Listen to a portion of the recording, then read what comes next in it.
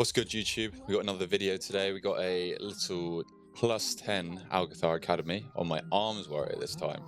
First time I played Arms Warrior, hated it. It was the same story with MM Hunter, BM Hunter, and they're all pretty simple. If you guys could drop your boy a sub, that'd be greatly appreciated. We're on the home run to 1,000 subs. 98% of you aren't subscribed to the channel, so let's sort that out, shall we? So it's not even like I wasn't understanding it. I think I was just playing the wrong build. But what we've done is we've grabbed the crit buff. There's these 4 guys at the start of the dungeon. You can chat to each one of them, gives you a different buff. So the guy that I spoke to gives me, I think it's a 5% crit buff. I know it's for sure a 5% haste buff from the bronze guy. The black guy's crit, and then the other 2, I don't really know. But yeah, so we got some Arms Warrior gameplay today. Look at that, already pumping the 200k. This spec is disgusting for burst.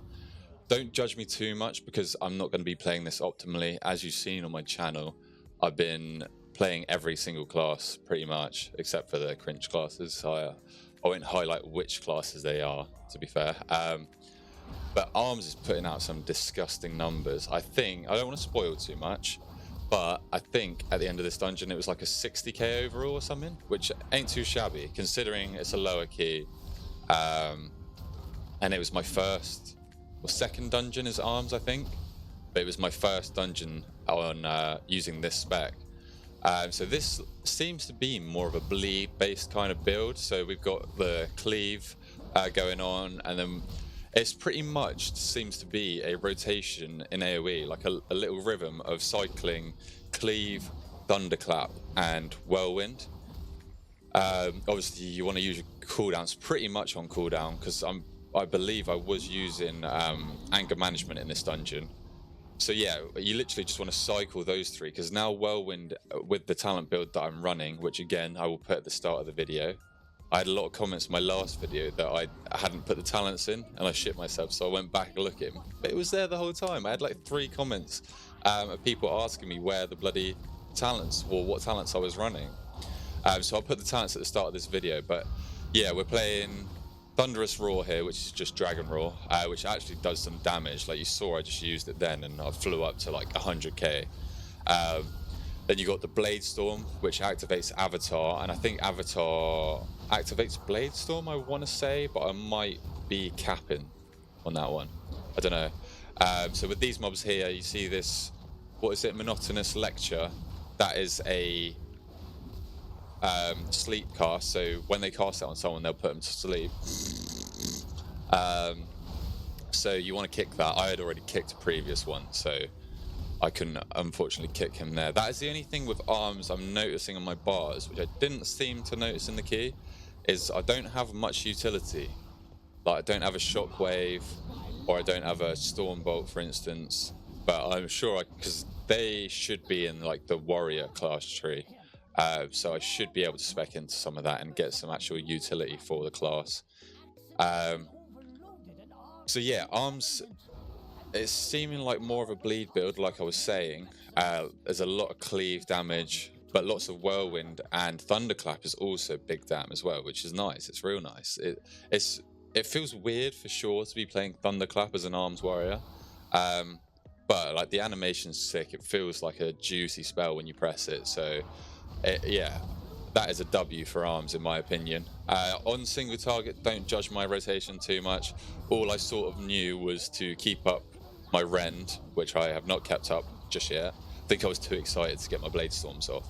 But yeah, I know you definitely want to be keeping up the rend debuff, which I think Thunderclap applies rend in AoE, because I'm pretty sure it's the same as Protection Warrior. So that is a real nice quality of life change for AoE, just getting rend on pretty much every mob that you are fighting. So we're doing a nice solid little 40k opener on single target. This boss, you basically just don't want to let the orbs touch the boss. You want to go collect them before they jump in. You might be able to spell reflect the damage, and then you'll also drop these pools around, so the longer the fight goes on, the more of the room is going to get taken up by the pools on the floor. And then there's one cast that he does where you drop a puddle below you like every couple of seconds. Is it this one, Arcane Fissure? I don't think it is actually. Yeah, it is. So you see how these pools are following me around. So I think you drop 3 of them. So you just want to make sure you're constantly moving here. Don't know how my whole party is dead. And I should have cleared my Thundering debuff, which apparently they now have changed the Thundering debuff. So it's no longer 15% damage. Apparently it's 30% damage. Still works the same. You want to clear your debuff by the end. Otherwise you will get stunned and take damage for a few seconds. I've just seen how much this DH tank is pumping. I mean, I've heard they were pumping, but I didn't realize single target the tank would be doing 26k when I'm only doing 28k. So the same again with arms. You want to pretty much prio execute. I guess you want to keep up deep wounds in execute phase. Obviously use Warbreaker on cooldown, or Colossus Smash, whatever you're talented into, and then just basically execute prio, because execute's doing some big damn. I've seen a arms build where people are playing Condemn, and literally I think Condemns are hitting for like 60k, is it? And you just spam Condemn. And obviously with the legendary in pre-patch, Condemn's buffing Condemn. I think this is just in pre-patch. I haven't seen too much of it in the old beta. But again, another 100k on the pack. Like, this spec just absolutely pumped. So you will have to be careful with aggro. I was lucky in this dungeon because our tank was absolutely blasting, so didn't seem to have too much aggro problems, that's for sure. But yeah, we got the vicious ambush from this guy, so he will choose a random player and leap to them, and then I think it does a knockback with that, and then after that he casts the Rift Breath, which is just a frontal that you want to dodge. Get out of the way of that for sure. It does some considerable damage even on this like +10, so you definitely want to be avoiding that in the higher keys if you'll be doing them. So yeah, this dungeon's probably my favorite so far. I want to say it's a nice spread of AoE, which always feels good. Like, I'm a sucker for just going into a pack, blade storming, or just on any class, to be fair. If there's a big pack and you go in and you're not target capped, Blizzard, remove target cap. It just feels unreal to just be absolutely blasting. So I've said absolutely blasting again. Someone commented on my video I uploaded yesterday that apparently every 2 seconds I've just been saying enhancement shaman is absolutely blasting, and it's absolutely blasting. So I need to definitely stop with that. This mob here, I don't know if you want to skip or not. I don't know if you can skip this mob, but it definitely I haven't actually seen how much percentage this mob gives, so it'll be interesting to see that for sure. Here is a knockback cast. I got stunned. I walked into the tornado there. But that big cast that he does is just a knockback. You can line yourself up with the walls so you don't get hit off the edge, because you definitely don't want to get hit off the edge, because you can here. But obviously on higher keys there is going to come a point where that cast will just one-shot you, so you might just basically all you have to do is LOS the cast and then you won't get hit by it. I think I LOS here. Yeah, I do. So just run behind. I could have probably got a bit more damage out before I ran behind, but I think I panicked with the tornado dashing around the same place that I was at. I thought that was sick when I did that little heroic leap straight into the bloody like super jump over here.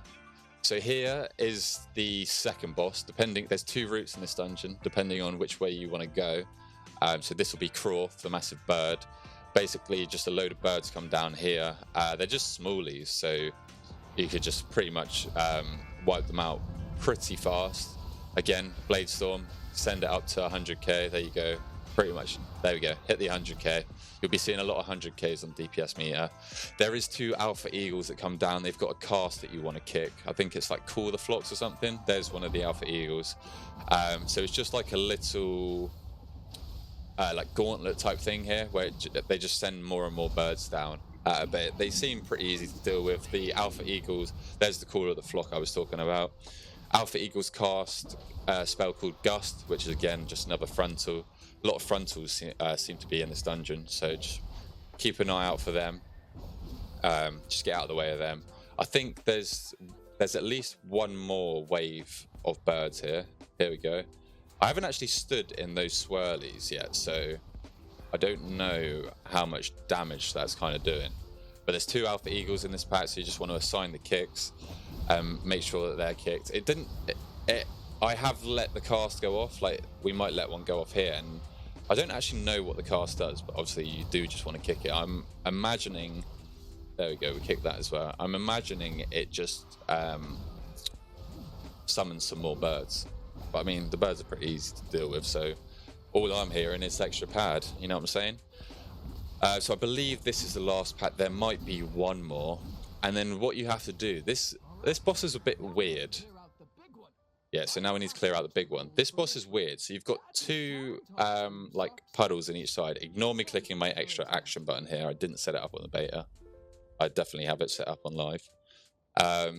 So yeah, for the start of the fight, you want to put 3 balls into the fire one, and there's 2 goals on either side. I don't know if I'll show it. I'm sure you'll see it at some point during the fight, and then that will send the boss down. And then during the fight, there's small balls that spawn at the back. You go and pick one of them up, and you can either put it into the right here, which is the fire one, which will cool down. It will stun the boss and make her take 75% increased damage, I believe it is. So you might want to save some cooldowns for that for sure. And then the other side, so it makes her take 75% increased damage, but then it also sends those red swirlies down like you saw a second ago. You don't want to get hit by them. They do some considerable damage, and they also come down very fast. So like if you're a caster, you can't even really finish your cast. Like I would just literally, as soon as you see him start moving, because it comes down so much quicker than any other like ground sort of particle ability. So the other one, it hasn't been working on beta, so I'm yet to actually see the effect of it. But from what I understand, is it starts like a gust of wind, so you have to constantly push against the wind. But it gives you a haste buff, I believe. Here's the increased damage phase. Unfortunately, oh no, I got my war breaker here, but it was towards the end of the damage increase. There you go, hit at 125k with a mortal strike there, I think. You got the frontal there with the overpowering gust, and then I believe, yeah, here's the deafening screech. So if you're a caster, this is just an interrupt, so don't be casting at the end of that deafening screech cast, because you will get kicked and not be able to use anything. This fight seems to just randomly ramp up in damage. The boss has a lot of health, so obviously that is to counter the damage increase mechanic. So you definitely want to be doing the bulls, because I don't know what happens if you don't do the bulls. So yeah, you definitely want to be doing them, because otherwise this fight, like, what's this, 1 minute? Is this like a 2-minute fight on a +10, and it's not even tyrannical? So you can definitely see like how this will be a very long fight on high keys, but it doesn't seem too hard to deal with. But as I've said, some people do just randomly start dying, and I'm not too, maybe they're just standing and shit. I'm not too sure on that. We're coming up to the fun room here. I say fun room, there is, you see those like wasps that are flying around, they will one-shot you. If you are unlucky enough to get 2 of them, basically they jump and sting someone. Unsure as to kind of what sort of damage it is, whether it's physical or nature. I feel like it might be nature. But yeah, they just randomly jump to like someone in your party, and they would literally do like 60% of your health. We'll see if they do actually jump to me in this. But again, 130k, just big blade storms, big cleaves. You're just cycling the cleaves, thunderclaps, and then your whirlwinds as well. Just some huge damage coming out of arms. I do believe that Fury is currently performing better. I might be wrong on that, so please correct me if I am wrong on that. But on AoE, arms is just like crazy damage. I haven't seen like any insane damage. Obviously I hit 200k of the first pull, but other than that, it seems to be just like a steady 100k on most packs, like again 90k. But it's a very like fluid and fun rotation in my opinion. I was surprised. I didn't think I would like this kind of like bleed, like cyclical sort of style that arms has become, but it actually surprised me, and it feels quite fluid and nice to play. So yes, it's a big PogChamp from me on the old arms front. Again, we've got a Bladestorm here, which activates my avatar for the duration. You also have the BFA Azerite power that gives you strength the longer you Bladestorm. Like, look at these numbers. Just, I'm absolutely blasting. No, I'm pumping. So you get a nice strength buff with the old Bladestorm there. You obviously keep your sweeping strikes up in AoE as much as you can, and try and tab target to any executable targets so that you can sweeping strikes the executes. So yeah, this room is just an absolute blast. This is my favorite room, just purely because of the big pools. Like, it's just big numbers, big dopamine. So once you kill all the big plants, as you can see I'm stood next to here, there's 3 of them in this room, I want to say. That then spawns the boss, so you don't actually have to kill the stinger mobs to summon the boss, which is a nice little tip for you there. So I think if you go towards the left of the room from where I am here, if you hug the wall, it's only really going to work on lower keys, because you will eventually run out of like space. But there is a part of the room where the stingers don't patrol to, so on maybe lower keys, if you're running the 15s, once we've got a bit of gear, then you might be able to go and tank them and then just avoid the stingers. But yeah, this fight's an absolute blast as well. An absolute blast. There we go again. This fight is just so fun because it's just constant cleave. You've got the... So he casts an ability called Branch Out, I want to say it's called. Like, look at this. I wish I had like Bladestorm for this part, but we're still hitting the 100k mark. There we go. We tippled over it. Cast an ability called Branch Out, which summons the big, like, druid-looking Trent or Treant. I don't even know how you say that, to be fair. And that mob will cast Healing Touch. So you definitely want to kick that, and maybe even hard focus swap to the Treant. Just make sure that gets down so you don't have to deal with that kick, and otherwise it's just making sure that the mobs are all dying but you're still pumping the boss. There we go, we finished that fight on 100k, so that's definitely a W. Get the sweeping strikes going. These guys here are pretty dangerous. So they've got a Astral Whirlwind that they cast, which is obviously just a whirlwind effect. You want to try and stay out of that as a melee. And then they also counter range as well with the Disrupting Pulse that you can see there. So they cast that, and that will kick you if you're casting at the end of that cast. But it also does some fat damn. So I've seen in higher keys people seem to be trying to LOS that cast. Like just round the bottom of the stairs here, people have been trying to LOS it around there. So depending on whether Blizzard fixed the tuning or not, we'll have to see what the kind of meta is for these guys. Maybe at higher keys you might skip it if you've got a rogue, for example, something like that, because even on a plus 10, like, it's still doing 50% of our health easily. This DH tank was actually a little pumper. Like, he was doing some big damn, like, look, he's second on DPS there, and he was just doing some nice pulls for us. So I was really able to test out the AoE of arms in this dungeon. So maybe the overall's a bit like scuffed because of how big the pulls were that he was doing, but I mean, I'm never going to complain about the bigger pulls, that's for sure. So we're coming to the end of the dungeon here. Again, you just want to kick these arcane missiles on these new mobs. We still got the big guys doing the whirlwinds and disrupting pulses, so stay out of them and don't be casting if you're ranged.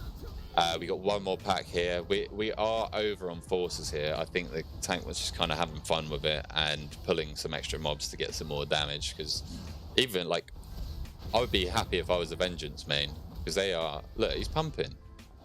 He's been out DPSing. I wouldn't be surprised if he's, like, second on overall. From what I've seen, he seems to always be second DPS. Boomkin's competing there. But yeah, we're going to head into this last room here for the Echo of Dorogosa.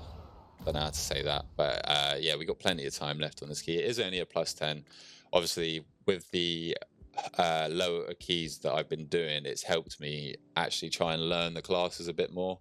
Because if I was trying to, like, it just would not happen if I was running like 15s on the beta, which seems to be like not high keys, but it definitely seems like 15s are a bit more difficult than you would find on live, for example.